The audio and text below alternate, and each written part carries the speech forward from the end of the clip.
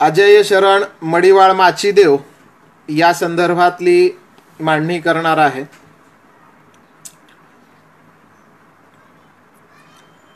आज 9 ऑगस्ट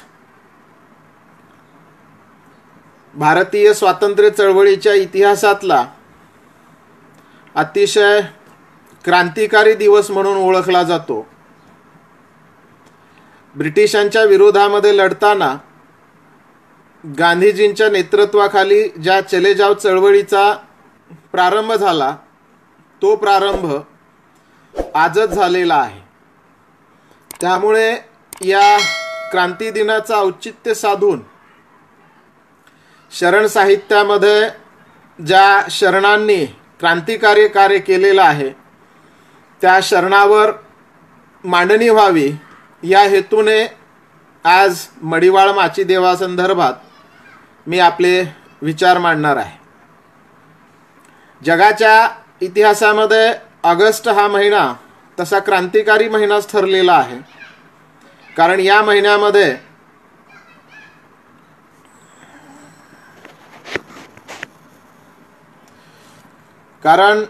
महिन्यामध्ये अनेक क्रांतिकारी घटना या महिन्यामध्ये घडलेल्या आहेत।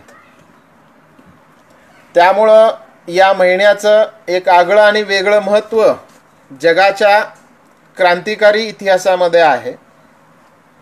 हाच क्रांतीचा धागा पकडून मी माझे विचार आज मांडणार आहे। मडिवाळ माचीदेव हे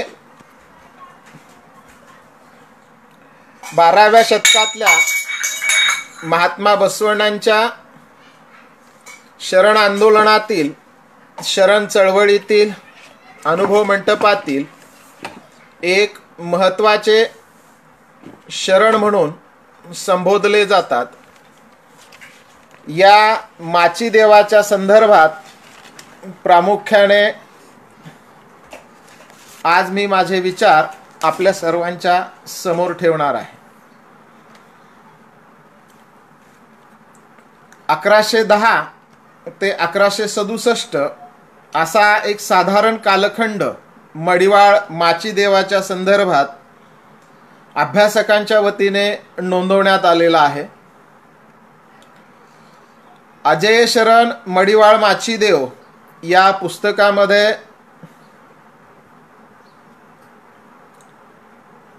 मडिवाळ माचीदेवाला महात्मा बसवण्णा, अल्लम प्रभुदेव, सिद्धरामेश्वर, चन्नबसवण्णा, अक्क महादेवी यांच्या ओळीमध्ये एक 6वा महाशरण म्हणून नोंद आणि त्या पद्धतीनं लिखाण या पुस्तकामध्ये लेखिकेने केलेलं आहे।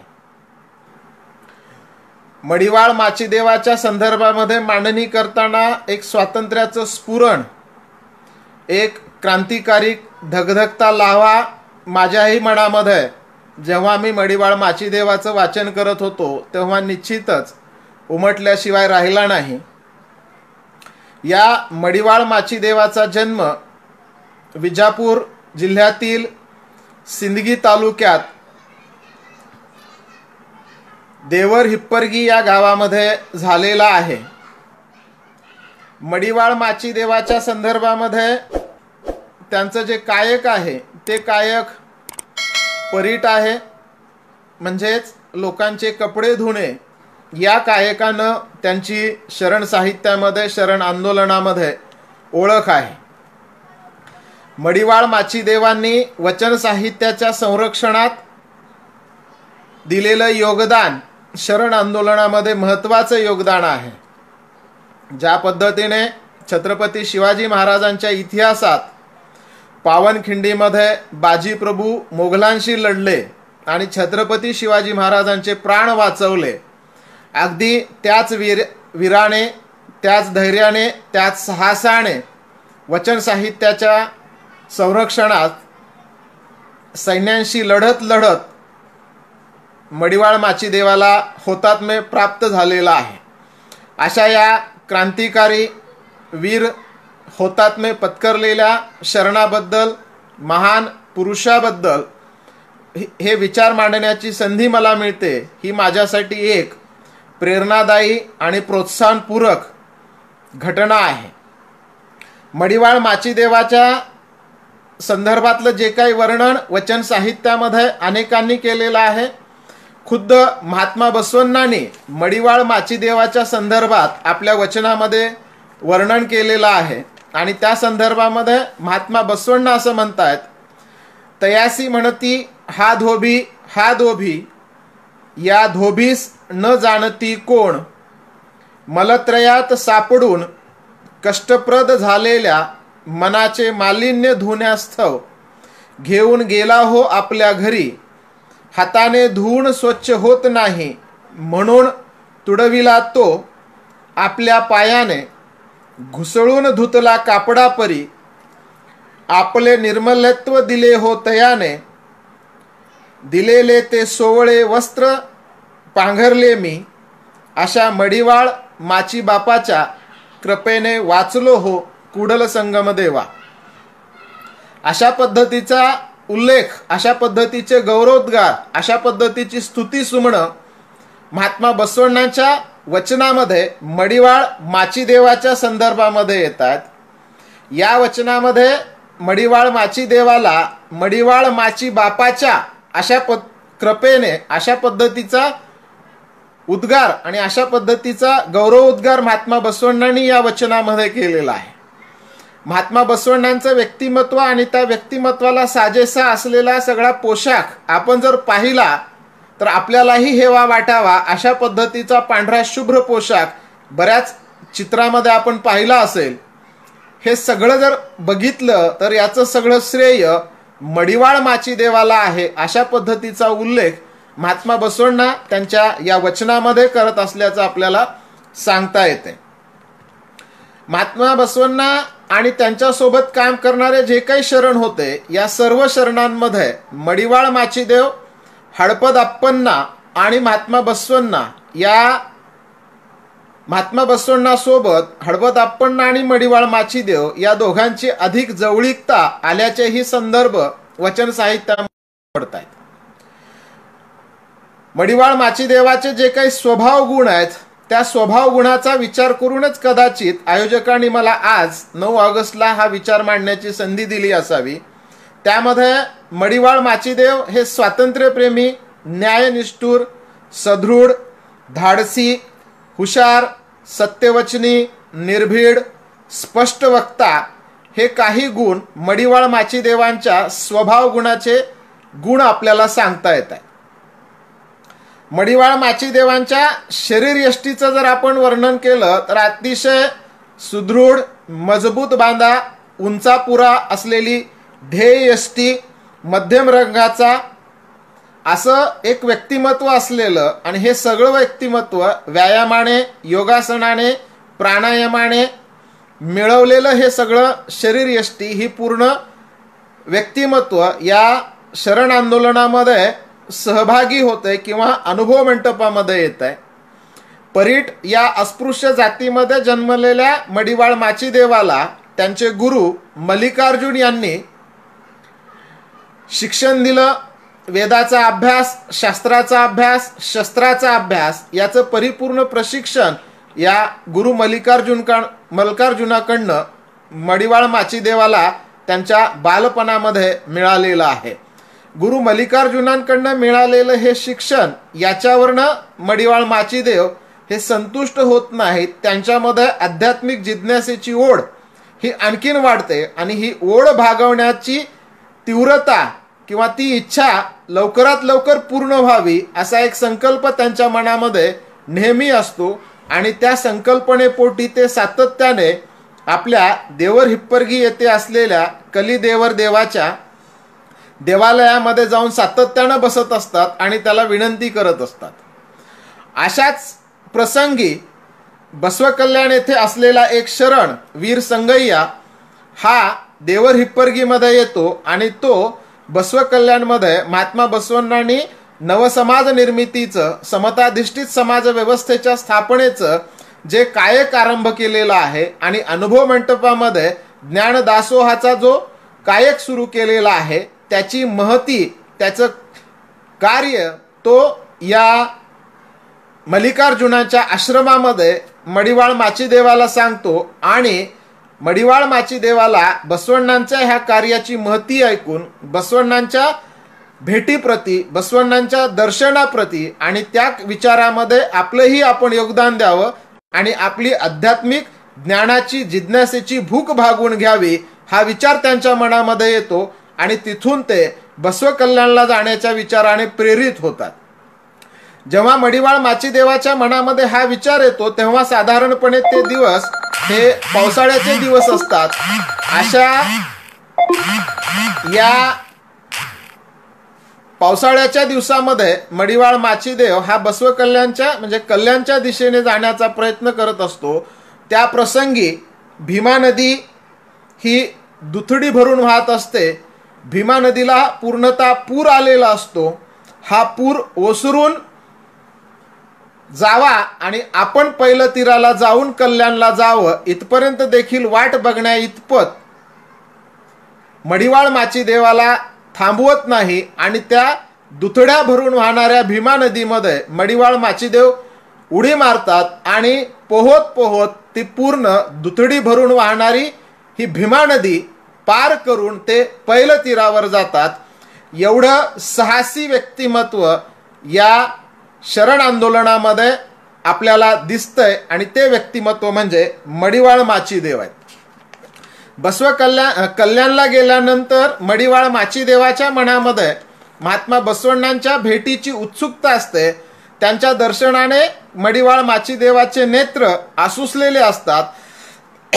त्या नेत्रांना कधी एकदा महात्मा बसवण्णांचं व्यक्तिमत्व दिसतंय ही भावना त्यांच्या मनामध्ये असते आणि या भावनेपोटी पहाटेच्या समयी मडिवाळ माचीदेव कल्याणच्या वेशीवर थांबतात आणि त्या कल्याणच्या वेशीवर थांबल्यानंतर सिद्ध मल्लय्या नावाचा शरण हा तिथे येतो आणि मडिवाळ माचीदेवाला पाहून तो त्यांना शरणार्थ करतो आणि कल्याणला येण्याचं प्रयोजन विचारतो. तेव्हा मडिवाळ माचीदेव त्यांना आपलं प्रयोजन सांगतात आणि सिद्ध मल्लय्या हा जो शरण आहे त्याचं काय एकच असतंय की कल्याणमध्ये बाहेरून येणारे जेवढे काही शरण असतात त्या शरणांच्या निवासाची प्रसादाची व्यवस्था करण्याचं कायक याच्याकडे असते. म्हणून हा सिद्ध मल्लय्या मडिवाळ माचीदेवाला घेऊन बसवण्णांच्या महामनेच्या दिशेने जातो आणि महामनेमध्ये गेल्यानंतर महात्मा बसवण्णांचं ते प्रसन्न चित्त असणारं व्यक्तिमत्व, आनंददायी व्यक्तिमत्व, प्रलोभनकारी व्यक्तिमत्व, आकर्षक व्यक्तिमत्व पाहून मडिवाळ माचीदेवा स्तब्ध होतो आणि तो महात्मा बसवण्णांचे पाय धरतो. त्या प्रसंगी महात्मा बसवण्णा बलदंड भुजा असलेला, शरीर यष्टी कमावलेल्या मडिवाळ माचीदेवाला हाताला धरून उचलतात आणि उठवतात आणि त्याला आलिंगन देऊन त्याला येण्याचं प्रयोजन विचारतात आणि त्यावेळेस जेव्हा मडिवाळ माचीदेवांनी येण्याचं प्रयोजन सांगतात तेव्हा तिथं बसवण्णा मडिवाळ माचीदेवाला इष्टलिंग दीक्षा, इष्टलिंगाचं महत्त्व, सदाचाराचं महत्त्व सांगतात आणि तेव्हा मडिवाळ माचीदेव बसवण्णांकडनं इष्टलिंग दीक्षा घेऊन अनुभव मंडपाचं सदस्यत्व मडिवाळ माचीदेव स्वीकारतात. मडिवाळ माचीदेव मी पूर्वी सांगितल्याप्रमाणे व्यवसायानं परीट आहेत. मडिवाळ या शब्दाचा अर्थ परीट असा होतो. म्हणून अनुभव मंडपामध्ये येण्यासाठी एक महत्त्वाची अट असते की प्रत्येकानं आपापलं कायक केलं पाहिजे. म्हणून मडिवाळ माचीदेव कपडे धुण्याचं कायक स्वीकारतो. शरणांचे कपडे घेणे, ते धुणे, ते कपडे व्यवस्थित वाळू घालणे आणि ते कपडे पुन्हा शरणांपर्यंत पोहोचवणे असा हा एक नित्याचा कायक मडिवाळ माचीदेवाचा असतो. मडिवाळ माचीदेवाच्या कायकामध्ये आपल्याला एक वेगळेपणा दिसतो. हा मडिवाळ माचीदेव जेव्हा शरणांची कपडे घेऊन कपडे धुवायला जातो तेव्हा हे सगळे कपडे धुवून शरणांना ती वापस द्यायला जात असताना तो आपल्या हातामध्ये एक घंटा घेत असतो आणि ती घंटा वाजवत वाजवत तो संपूर्ण कल्याण नगरी फिरत फिरत शरणांच्या घरी त्यांचे धुतलेले कपडे देत असतो. त्या पाठीमागची भूमिका शरण अभ्यासकांनी आणि शरण साहित्यिकांनी अशा पद्धतीनं व्यक्त केलेली आहे की हे कपडे धुतलेले आणि ती घंटा वाजवणे याचा अर्थ की या घंटेला अभ्यासकांनी वीर घंटा अशा पद्धतीचा शब्दप्रयोग केलेला आहे. म्हणजे जेव्हा माचीदेव ही घंटा वाजवत जात असतो तेव्हा त्याच्या समोर कोणत्याही प्रकारचा असत्य वचन बोलणारा, वागण्यामध्ये आणि बोलण्यामध्ये दुटप्पीपणा असणारा चोर असेल, दरोडेखोर असेल, लुटारू असेल, जुगारू असेल, दारुड्या असेल, भामटा असेल, एखादा बुवा बाबा असेल, या कोणीही त्यांच्या समोर येऊ नये. आणि अशापैकी जर कोणी समोर आला तर त्याचं काही खरं नाही, त्याच्या जीवावर देखील ते बेतवू शकतंय. एवढा मडिवाळ माचीदेव हा सत्यवचनी आहे, स्पष्ट वक्ता आहे, निर्भीड आहे. मडिवाळ माचीदेवाच्या व्यक्तिमत्वाच्या संदर्भामध्ये आपल्याला काही वैशिष्ट्य इथं सांगता येतील. मडिवाळ माचीदेवाचं संपूर्ण व्यक्तिमत्व हे रणांगणावर जाणाऱ्या किंवा चालत असणाऱ्या वीर योद्ध्याप्रमाणे आहे. मडिवाळ माचीदेवाच्या कमरेला तलवार आहे. मडिवाळ माचीदेव हे काही क्षत्रिय नाहीत. मडिवाळ माचीदेव हे काही सरदार नाहीत. मडिवाळ माचीदेव महामंत्री नाहीत. मडिवाळ माचीदेव बिज्जलाच्या दरबारामध्ये सरदार नाहीत. मडिवाळ माचीदेव शस्त्र धारण करण्याशी संबंधित असलेल्या अशा कोणत्याही वर्गातले नाहीत. तरी देखील मडिवाळ माचीदेवाच्या कमरेला तलवार आहे. म्हणजेच तत्कालीन राजेशाही व्यवस्थेमध्ये ज्या ज्या लोकांना शस्त्र बाळगण्याचे अधिकार आणि संधी होत्या त्यातल्या कोणत्याही वर्गामध्ये मडिवाळ माचीदेव येत नाहीत. तरी मडिवाळ माचीदेवाच्या कमरेला तलवार आहे, गळ्यामध्ये इष्टलिंग आहे, रुद्राक्षाची माळ आहे आणि कपाळी त्रिपुंड भस्म धारण केलेला बलशाली देह असलेलं अनुभव मंटपातलं एक व्यक्तिमत्व म्हणजे मडिवाळ माचीदेव आहेत. याशिवाय मडिवाळ माचीदेवाच्या व्यक्तिमत्वामध्ये आध्यात्मिक भाव आहे. सर्व विद्या, सर्व शास्त्र, कलेमध्ये ते पारंगत आहेत. महापंडित, विद्वान आणि वेदागमनाचा अभ्यास केलेला ज्ञाता म्हणून देखील मडिवाळ माचीदेवाची ख्याती वचन साहित्यामध्ये अनेक शरणांनी, अभ्यासकांनी अभिव्यक्त केलेली आहे. या मडिवाळ माचीदेवांनी वचनं पण लिहिलेली आहेत. मी सुरुवातीला सांगितल्याप्रमाणे 346 वचनं आज मडिवाळ माचीदेवाची उपलब्ध आहेत. म्हणजे वचन लिहिणारा कलिदेवर देवा या वचनांकिताने, शस्त्रास्त्र विद्येमध्ये पारंगत असलेला पण निष्ठेने आपले कायक करणारा असा हा एक महाशरण या अनुभव मंटपामध्ये आपल्याला दिसतोय. कायक करत असताना, महात्मा बसवण्णांच्या सोबत राहत असताना मडिवाळ माचीदेवाकडनं अशा पद्धतीचं जेव्हा भ्रमण कल्याणमध्ये होतंय तेव्हा त्याबद्दल राजा बिज्जलाच्या मनामध्ये देखील एक प्रकारचा अहंभाव निर्माण होतो. आणि असा कोण व्यक्ती आहे, असा कोण शरण आहे की जो आपल्या कमरेला तलवार बांधतोय आणि हातामध्ये घंटा वाजवत संपूर्ण कल्याण फिरतोय. अशा पद्धतीनं फिरणाऱ्या शरणांची संख्या जर कल्याणमध्ये वाढली तर कदाचित ते आपल्या राज्यावर बेतू शकेल असा देखील विचार त्याच्या मनामध्ये येतो. आणि तो मडिवाळ माचीदेवाच्या संदर्भामध्ये काही वेगळी भूमिका घेत असतो. आणि ती भूमिका घेत असताना मडिवाळ माचीदेवाला त्याच्या रस्त्यामध्ये अडवण्यासाठी एक दारू पिलेला माणूस त्याच्या रस्त्यावर त्याला आडवा पाठवला जातो. तेव्हा त्या माणसाला घंटी वाजवून मडिवाळ माचीदेव नम्रतेने, विनयतेने, सद्भावाने, स्वाभिमानाने बाजूला होण्याची विनंती करतात. तरीही तो व्यक्ती बाजूला होत नाही. तेव्हा मडिवाळ माचीदेव त्याला आपल्या तलवारीच्या साह्याने बाजूला करतात. असाच एक प्रसंग या संदर्भामध्ये व्यक्त केलेला आहे. राजा बिज्जलाच्या मनामध्ये आलेला हा मत्सर भाव, हेवा निर्माण होतो आणि तो एका हत्तीला मडिवाळ माचीदेवाच्या रस्त्यावर उभा करतो आणि या हत्तीच्या पायाखाली मडिवाळ माचीदेवाला कुचलून टाका किंवा त्याला नष्ट करून टाका असा आदेश तो आपल्या सैनिकांना देतो. पण बलदंड देह असलेला, बलशाली बाहू असलेला, भुजा असलेला हा बाहुबली या हत्तीला देखील नतमस्तक करतो. तेव्हा त्या हत्तीला आणि त्या मडिवाळ माचीदेव यांच्यामध्ये असलेला हा संघर्ष आजूबाजूला पाहणारे सगळे सैनिक स्तब्ध होऊन पाहतात आणि ते देखील राजा ह्या सगळ्या झालेल्या घटनाक्रमांचा नित्यंत वार्ता राजा बिज्जलाला दरबारामध्ये देतात.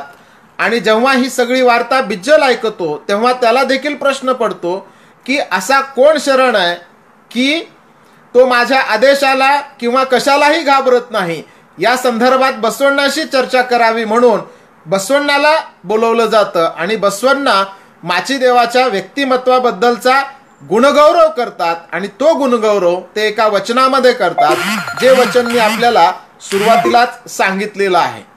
या वचनामध्ये माचीदेवाच्या संदर्भातला उल्लेख केल्यानंतर राजा बिज्जल बसवण्णांना असं म्हणतो की माझ्या राज्यामध्ये असलेला आणि परीट असं एक हीन प्रकारचं कायक करणारा शरण, त्याचा आपण गौरव करूया अशा पद्धतीचं कथन राजा बिज्जल करतो. त्यावेळेस महात्मा बसवण्णा बिज्जलाला म्हणतात की हे राजा, कोणतंही कायक हे कनिष्ठ नसतंय, कोणतंही कायक हे श्रेष्ठ नसतंय आणि आपल्या राज्यामध्ये असे असंख्य शरण आहेत की जे आपल्या शिस्तीने, नियमाने, धर्माने आपल्या राज्यातील अधर्मी लोकांना, अत्याचारी लोकांना, असत्य लोकांना, अन्यायी लोकांना, अनाचारी लोकांना नष्ट करण्याचं काम करतायत. त्यातला हा एक शरण म्हणजे मडिवाळ माचीदेव आहे. मडिवाळ माचीदेवाबद्दलची संपूर्ण माहिती जेव्हा राजा बिज्जलाला समजते तेव्हा राजा बिज्जल मडिवाळ माचीदेवाच्या संपूर्ण कार्याप्रती नतमस्तक होतो आणि तो त्याचा सन्मान करण्यासाठी मडिवाळ माचीदेवाकडे जातो. मडिवाळ माचीदेवाने देऊ केलेला सन्मान, राजा बिज्जलाने देऊ केलेला सन्मान मडिवाळ माचीदेव नाकारतात आणि यानंतर मडिवाळ माचीदेवाचं वर्णन साहित्यामध्ये निर्भीड शरण किंवा निर्भीड माचीदेव अशा पद्धतीने केलं जातं. कारण चुकीचे वागणाऱ्या कोणत्याही व्यक्तीला शिक्षा देणारा, चुकीचं वागणाऱ्या कोणत्याही व्यक्तीला स्पष्टपणे त्याची चूक निदर्शनास आणून देणारा एक शरण म्हणून अशा पद्धतीचं मडिवाळ माचीदेवाचं व्यक्तिमत्व आहे. बसव पुराणामध्ये या संदर्भातला एक प्रसंग या पद्धतीनं सांगितलेला आहे. महात्मा बसवण्णा असं म्हणतात एका ठिकाणी, मला मागणारे नसल्याने मी गरीब झालो. कारण महात्मा बसवण्णांनी जो दंडक घालून दिलेला होता की ज्याला ज्याला कल्याण अनुभव मंटपामध्ये यायचंय त्यांनी कायक केलं पाहिजे आणि ते कायक करूनच त्यांना आपला उदरनिर्वाह भागवला पाहिजे. आणि सर्वांनी कायक करून आपला उदरनिर्वाह भागवत असल्यामुळे महात्मा बसवण्णांनी आपल्या महामनेमध्ये जो दासोह सुरू केला होता त्या दासोहामध्ये येणाऱ्या शरणांची संख्या कमी झाली. अशा पद्धतीचा एक अहमभाव महात्मा बसवण्णांच्या मनामध्ये येतो आणि त्यांचा तो अहमभाव या एका वचनामध्ये स्पष्ट होतो. बसवण्णा असं म्हणतात, व्याकुळ झालो मज बोलणारे नसल्याने, गरीब झालो तनमन धन मागणारे नसल्याने, त्रास देणाऱ्या मागणाऱ्या शरणांना आणून शिनवून मागून त्रास देण्यापरी करावे कुडल संगम देवा. या वचनामध्ये एक प्रकारचा सूक्ष्म अहंकार किंवा सूक्ष्म अहंभाव मडिवाळ माचीदेवाच्या दृष्टीपथास येतो. त्यावेळेस मडिवाळ माचीदेव महात्मा बसवण्णांना सुनावतात. महात्मा बसवण्णांना म्हणतात, हे बसवण्णा, तुमच्याकडे मागणारे शरण गरीब बिचारे, तुम्ही मात्र श्रीमंत दाते असे का वाटते आपल्याला? मागणारे सर्व याचक, कुणाची संपत्ती कुणाला देता? आपल्यातला हा अहंकार भाव कसा आला देवा? म्हणजे ज्या महात्मा बसवण्णांना मडिवाळ माचीदेवांनी गुरु म्हणून संबोधलेलं आहे ज्या महात्मा बसवण्णांना मडिवाळ माचीदेवांनी परीस असं संबोधलेलं आहे, ज्या महात्मा बसवण्णांच्या दर्शनाने आणि आध्यात्मिक कार्याने आणि अनुभव मंटपाच्या ऊर्जेने मडिवाळ माचीदेवाला काम करण्याची एक प्रेरणा मिळते, त्याच महात्मा बसवण्णांच्या मनामध्ये आलेला हा श्रीमंत आणि गरिबाचा अहंभाव नष्ट करण्याचं काम मडिवाळ माचीदेवानं केलेलं आहे. म्हणून तर कदाचित आपल्या वचनामध्ये बसवण्णांनी मडिवाळ माची बापाच्या कृपेने वाचलो मी हे कुडल संगम देवा अशा पद्धतीचा शब्दप्रयोग किंवा अशा पद्धतीचं वचन त्यांनी म्हटलेलं आहे. मडिवाळ माचीदेवाचं कल्याणमध्ये झालेलं आगमन, अनुभव मंटपामधला त्यांचा संपूर्ण वावर, कल्याणमध्ये अक्क महादेवीचं आगमन आणि त्या आगमनाप्रसंगी अल्लम प्रभुदेवांनी अक्क महादेवीला अनुभव मंटपामध्ये घेऊन येण्यासाठी मडिवाळ माचीदेवाला दिलेला आदेश, या सगळ्या प्रसंगातून काही शरणांनी मडिवाळ माचीदेवाचा गुणगौरव त्यांच्या वचनामध्ये केलेला आहे. आपण तो देखील इथं पाहणं गरजेचं आहे. या संदर्भामध्ये शरण बहुरूपी चौडैया असं म्हणतात की माचीदेव बसवण्णाचे सूत्रधारी होते. असा प्रकारचा गौरव बहुरूपी चौडैयांनी केलेला आहे. धुळैया शरण असं म्हणतो की आपण माचीदेवाचे दास आहोत. चन्न बसवण्णा एका वचनामध्ये असं म्हणतात की माझे अंतरंगच बसवण्णा आणि माझे बहिरंगच मडिवाळ माचीदेवा. मडिवाळ माचीदेव बसवण्णांचे सार्वजनिक कार्याचे कार्यवाहक होते. म्हणजे जसं हडपद अप्पण्णा व्यक्तिगत कार्याचे कार्यवाहक होते, तशा पद्धतीनं मडिवाळ माचीदेव हे सार्वजनिक कार्याचे कार्यवाहक होते. सिद्धरामेश्वर मडिवाळ माचीदेवाची वीरता पाहून, त्यांचं धाडस पाहून, शौर्य पाहून आपल्या वचनामध्ये असं म्हणतात, वीर व्हावा मडिवाळ माचीदेवासारखा. हे देवा, मनाची मलिनता धुण्यास तूच मडिवाळ माचीदेव होऊन आलास, अशाही पद्धतीचा उच्चार सिद्धरामेश्वर आपल्या वचनामध्ये करतात. म्हणजे ज्या पद्धतीनं व्यक्तीचे कपडे मळाले, वस्त्र मळाले तर ते आपल्याला धुता येतात, पण मनाची मलिनता ही कशा पद्धतीने धुवायची, तर ती मनाची मलिनता धुण्याचं काम या मडिवाळ माचीदेवानं केलेलं आहे. म्हणजेच मडिवाळ माचीदेव बसवण्णांच्या मनाचं मालिन्य धुतो, सिद्धरामेश्वराच्या मनाचं मालिन्य धुतो, चन्न बसवण्णाच्या मनाचं मालिन्य धुतो. अशा पद्धतीचं मनाचं मालिन्य धुणारा अनुभव मंटपा व्यतिरिक्तला हा शरण, म्हणून मडिवाळ माचीदेवाचा उल्लेख महत्वाचा आहे. अक्क महादेवी आपल्या एका वचनामध्ये मडिवाळ माचीदेवाच्या संदर्भामध्ये असा शब्द प्रयोग करते, बसवण्णाच गुरु प्रभुदेवच लिंग, सिद्धरामेश्वर जंगम, मडिवाळय्या हेच माझे जन्मदाते पिता. म्हणजे परीट जातीमध्ये जन्मलेला मडिवाळ माचीदेव याला आपले जन्मदाते पिता अक्क महादेवी सारखी महान वचनकार आपल्या वचनामध्ये करते. या अक्क महादेवीला अनुभव मंटपामधली श्रेष्ठ महिला वचनकार म्हणून उल्लेख अभ्यासकांनी आणि संशोधकांनी केलेला आहे. तिच्याकडनं मडिवाळ माचीदेवाचा उल्लेख किंवा वर्णन जन्मदाते पिता अशा पद्धतीचा होतो. याशिवाय अक्क महादेवी आपल्या एका वचनामध्ये असं म्हणते, मी मडिवाळ माचीदेवाची घरची लेक असे. म्हणजे मी मडिवाळ माचीदेवाच्या घरची लेक आहे, असाही शब्दप्रयोग अक्क महादेवींनी केलेला आहे. याशिवाय ऐदेक्की लक्कम्मा असं म्हणते, मडिवाळ माचीदेवाचा प्रसाद सेवन करून शुद्ध झाला माझा भाव, असाही शब्दप्रयोग या संदर्भामध्ये केलेला आहे. उरिलिंग पेद्दी जे नांदेड जिल्ह्यातल्या कंधार येथील आहेत शरण, ते असं म्हणतात, मडिवाळ माचीदेव बसवराज देवांनी मागितलेल्यांना आयुष्य दिलेले पाहिले, माचीदेव हे वीर गुणशील आहेत. म्हणजे याही वचनातून उर्लिंग पेद्दींनी मडिवाळ माचीदेवाच्या व्यक्तिमत्वामध्ये असलेलं वीरत्व, शीलत्व हे स्पष्ट केलेलं आहे. ज्या पद्धतीनं महात्मा बसवण्णांनी देहच देवालयाची संकल्पना मांडली, त्या देहच देवालयाच्या संकल्पनेला व्यवहारामध्ये आचरण आणून आपलं शरीर सुदृढ, सशक्त, मजबूत, बलशाली बनवणारा, ज्याला बघताच इतरांच्या मनामध्ये भीती निर्माण व्हावी, थरकाप उडावा, अशा पद्धतीचा हा शरण या संदर्भामध्ये नुलिय चंदय्या असं म्हणतो, माझे ललाटच मडिवाळ माचय्या, अशा पद्धतीचा उल्लेख या संदर्भामध्ये केलेला आहे. मित्रांनो, मडिवाळ माचीदेवाच्या व्यक्तिमत्वाची ही सगळी गुणवैशिष्ट्ये, लक्षणे आपण बघितल्यानंतर मडिवाळ माचीदेव अनुभव मंटपामध्ये राहून वचन साहित्य लिहिण्याचं काम नित्यनेमाने करतात. अशाच प्रसंगी कल्याण राज्यामध्ये कल्याण क्रांती घडते, म्हणजे आंतरजातीय विवाह घडतो.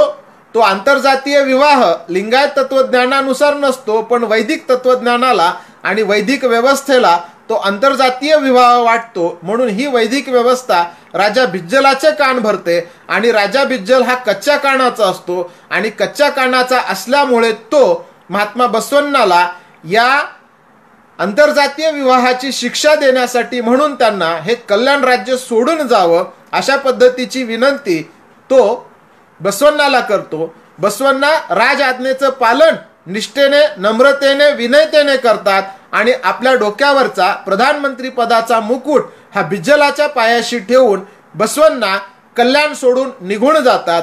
बसवण्णा कल्याण सोडून निघून गेल्यानंतर या अनुभव मंटपामध्ये असणाऱ्या शरणांची, कल्याणमध्ये असलेल्या शरणांची या अनुभव मंटपामध्ये अखंड परिश्रमानं, तपानं लिहिलेल्या वचन साहित्याला पेटून देण्याचं काम तत्कालीन राजकीय व्यवस्थेच्या हस्तकाकडनं मोठ्या प्रमाणामध्ये होतंय. अशा प्रसंगी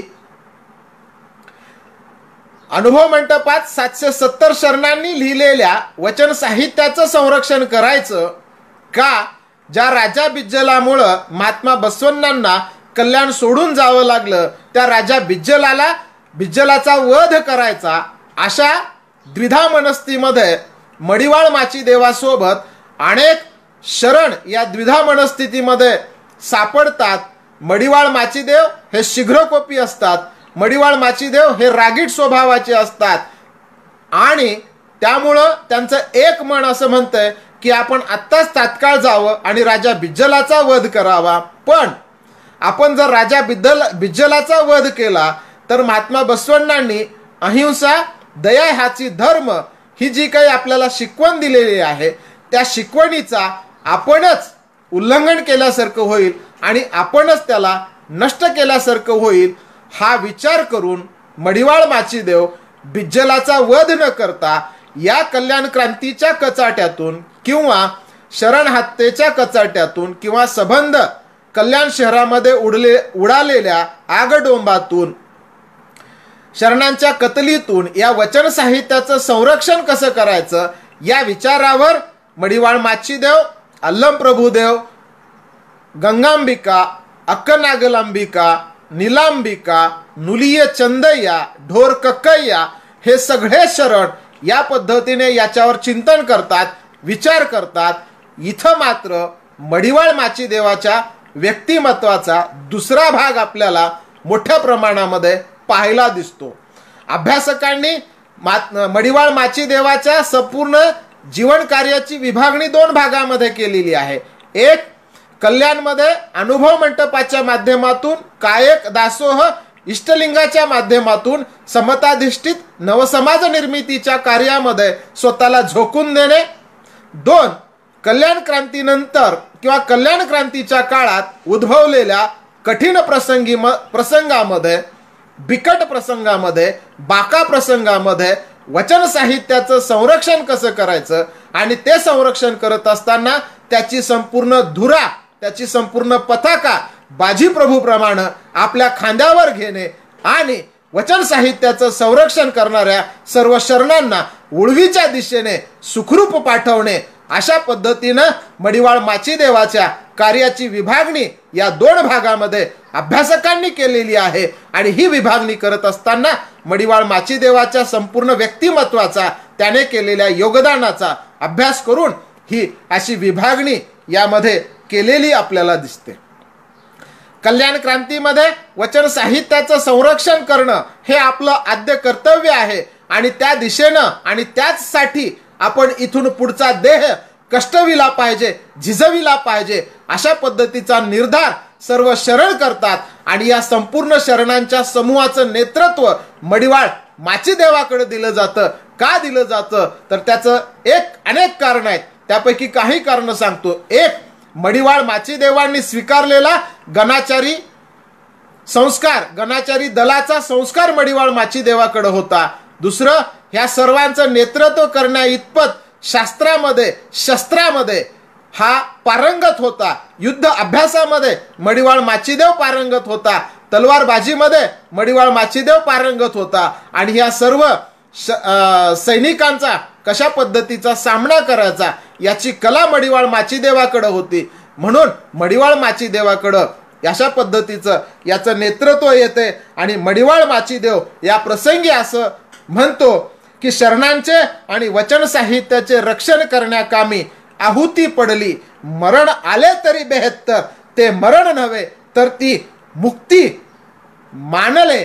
मानेन अशा पद्धतीनं अभिवचन कल्याण क्रांतीनंतर बसवण्णा जेव्हा कुडल संगमला जातात तेव्हा असं अभिवचन अल्लम प्रभूला देऊन या संपूर्ण शरणांचा जथ्था आपल्या नेतृत्वाखाली घेऊन उळवीच्या दिशेनं हा शरण, वीर शरण, महान शरण, अजेय शरण या उळवीच्या दिशेने जातो.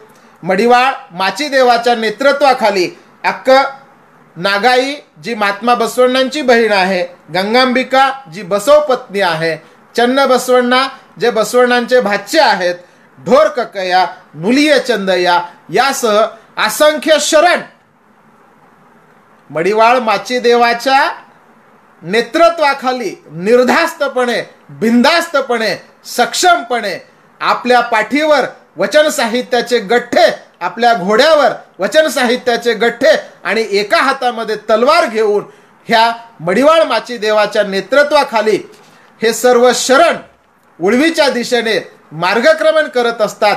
वचन साहित्याच्या संरक्षणाचं, वचन साहित्याच्या जतन करण्याचं नेतृत्व हे मडिवाळ माचीदेव स्वीकारतो. आणि तोही 12व्या शतकामध्ये एका अस्पृश्य परीट जातीमध्ये जन्मलेल्या मडिवाळ माचीदेवानं हे नेतृत्व स्वीकारलेलं आहे.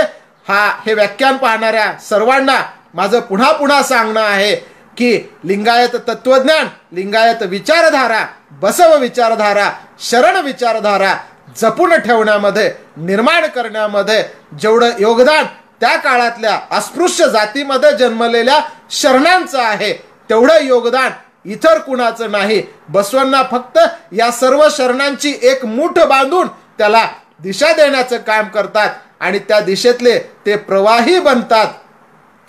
म्हणून ह्या सगळ्यांचं योगदान आहे. म्हणून लिंगायत हे तत्वज्ञान अस्पृश्यांनी निर्माण केलेलं तत्वज्ञान आहे. लिंगायत तत्वज्ञान हे अस्पृश्यांनी जतन केलेलं तत्वज्ञान आहे. लिंगायत तत्वज्ञान हे अस्पृश्यांनी रुजवलेलं, वाढवलेलं तत्वज्ञान आहे. म्हणून या तत्वज्ञानाच्या संरक्षणाची जेव्हा वेळ येते तेव्हा मडिवाळ माचीदेवासारखा एक वीर पुरुष, एक वीर शरण समोर येतो आणि ते कार्य आपल्या छातीवर घेऊन वचन साहित्याच्या संरक्षणासाठी पुढे होतो. आणि या सर्व शरणांना आणि बसवण्णांच्या कुटुंबियांना सोबत घेऊन हा मडिवाळ माचीदेव उळवीच्या दिशेने जातो. उळवीच्या दिशेने जात असताना मडिवाळ माचीदेव आणि त्यांच्या सर्व शरणांचा पाठलाग हे सगळे सैन्य करत असतात. जिथे जमेल तिथे या सैन्यांशी 2 हात करून हे वचन साहित्याचं संरक्षण करण्याचा प्रयत्न मडिवाळ माचीदेवाच्या नेतृत्वाखाली, त्याच्या पुढाकाराने हे सगळे शरण करत असतात. मित्रहो, या शत्रू सैन्यांशी मुकाबला, या शत्रू सैन्यांचा सामना करत करत हे मडिवाळ माचीदेव या पद्धतीनं काम करत असतात. बसवकल्याण आणि उळवी हा संपूर्ण अंतर किंवा हा सगळा संपूर्ण मार्ग विजापूर, सोलापूर, धारवाड ह्या सगळा मार्गक्रमण करत करत ते पुढे जातात. आणि हा संपूर्ण प्रदेश जर बघितला आपण, उळवीचा अतिशय घनदाट जंगल आहे. म्हणजे दिवसा देखील सूर्याचे किरण हे जमिनीपर्यंत पोहोचू शकत नव्हते. अशा पद्धतीची घनदाट झाडी, जंगल, वन्य जीव, पशु पक्ष्यांचा सुळसुळाट असलेला हा प्रदेश. अशा या प्रदेशामध्ये मुरगोड येथे बिज्जलाच्या सैनिकाशी या शरणांचा सामना होतो. आणि या सैनिकाशी लढता लढता हा मडिवाळ माचीदेव बाजी प्रभूप्रमाणे रक्तबंबाळ होतो. आणि अशा या रक्तबंबाळ अवस्थेमध्ये देखील तो वचन साहित्याचं संरक्षण करण्याचा प्रयत्न करतो.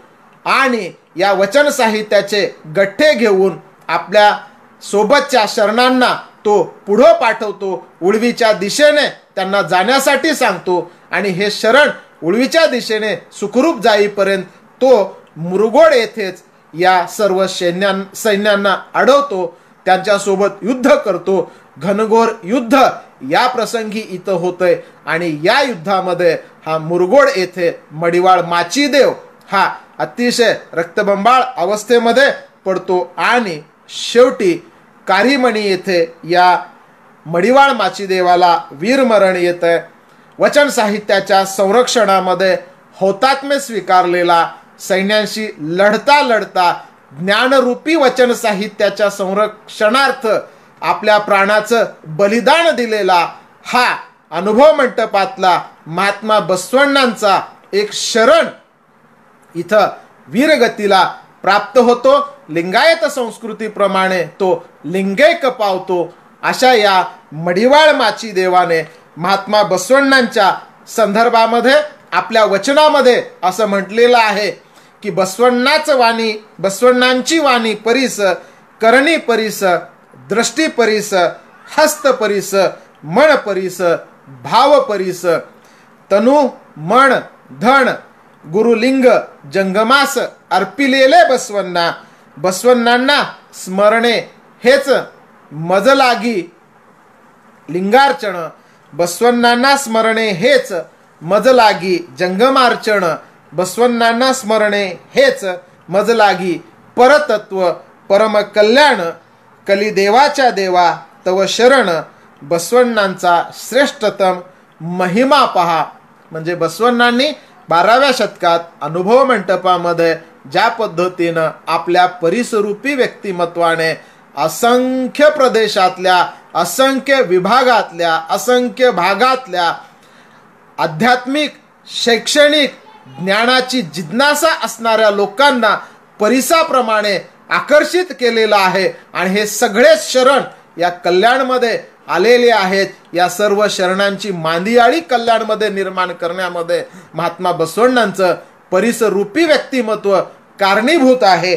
आणि हेच व्यक्तिमत्व जगाच्या पाठीवर श्रेष्ठतम व्यक्तिमत्व आहे. अशा पद्धतीचं वचन महात्मा बसवण्णांच्या व्यक्तिमत्वाला प्रभावित होऊन मडिवाळ माचीदेवाने त्याच्या वचनामध्ये लिहिलेलं आहे.